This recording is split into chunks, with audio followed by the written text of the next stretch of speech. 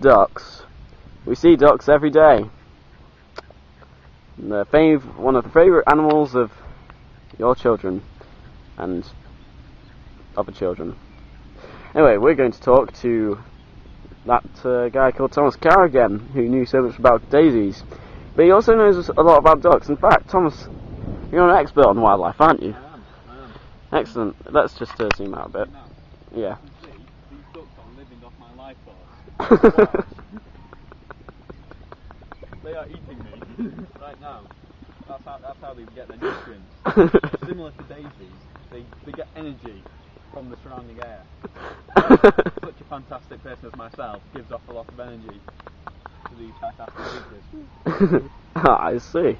So what's with this duck here, this strange, freaky, albino-looking duck? That's the leader of the ducks. What, all ducks? The other ducks get so jealous that they peck the feathers off and they grow back white like that.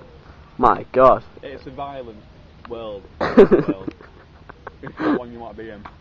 And see, we have daisies there. How do ducks and daisies relate to each other? Do they relate at all? Because they're all pretty hardcore, aren't they? Daisies actually originally grow on ducks and then move over to land. Truly? Yeah. One can't survive without the other. Really. So it's a symbiotic chain between daisies and ducks. Very good one, yeah. How do ducks cope with sunshine like this? Very well, in fact.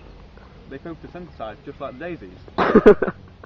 That's incredible. You know what? Let's look at these ducks. They do actually seem to be enjoying this sunlight. See, they're pretty relaxed in it. Yeah, good. So I think what we all really want to know is, what's the deal with ducks and bread? Oh. Why do they love it so much? They don't. They hate it. Watch. I throw this piece of bread. None of them go for it.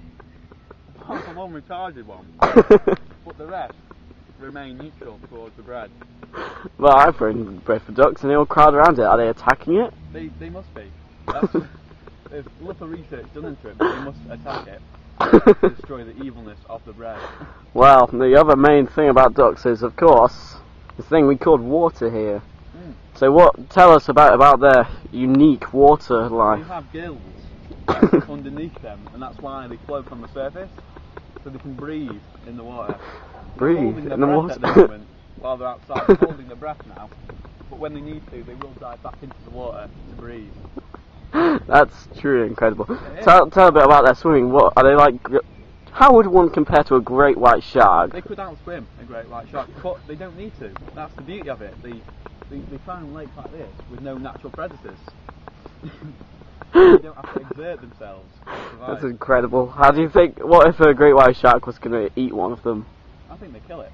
I think because they've got such good teamwork and communication skills. You can hear them quacking. Quacking is the technical term for talking, and they will form an action plan and destroy said shark. That's incredible. So they're pretty unique swimmers. Yeah. And intelligent as well. Do you think maybe they're related to the velociraptor, since they're really intelligent?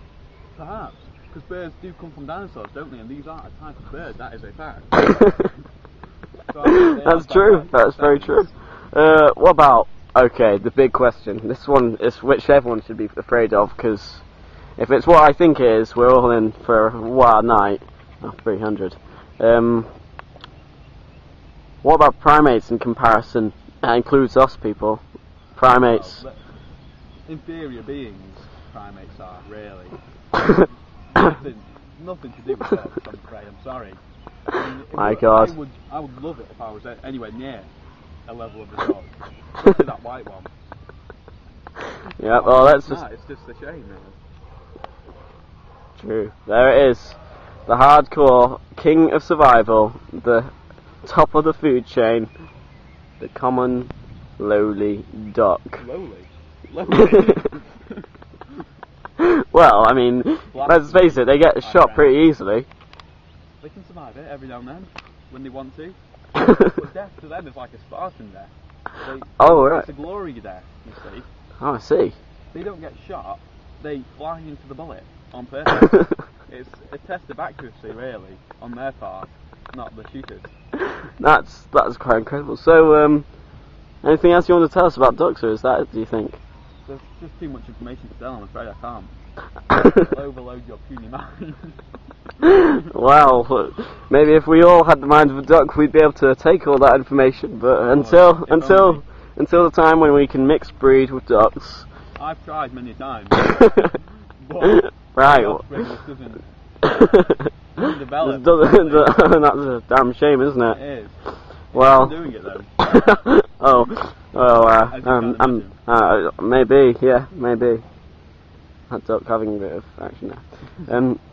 Well, I think that wraps it up for ducks. I think we've all got a vast amount of knowledge. Hey? Thank you for listening. Well, yes, thank you for listening, everyone. I hope this documentary has taught you a lot about ducks, so next time you're picking on a duck, be careful, because the duck might pick on you. That's fast. Yeah, here comes the credits.